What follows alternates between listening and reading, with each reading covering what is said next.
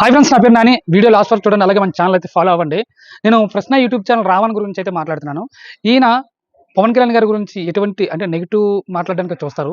ఎక్కడో ఒక కులం, ఒక ఊరిని, ఒక గ్రామాన్ని వెలేసిందని చెప్పేసి ఆయనంతా పవన్ కళ్యాణ్ గారిపై నెట్టాలని చూస్తున్నాడు తప్ప, పవన్ కళ్యాణ్ గారు చేసే మంచి పనులు, దేశం కోసం ఆయన చేసే ఆలోచనలు కూడా ఇవేమీ ఆయనకి తెలియవు.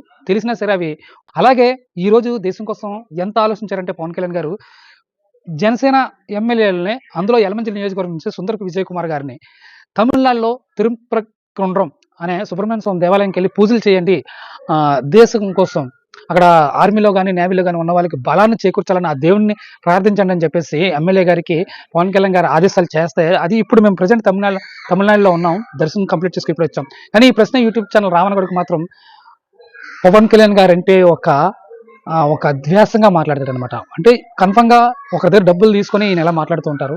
ఈయనకైతే హెచ్చరిస్తున్నాను, నేనైతే మాట్లాడే ముందు జాగ్రత్తగా మాట్లాడు. ప్రశ్న యూట్యూబ్ ఛానల్ రావని నీకే చెప్తున్నాను.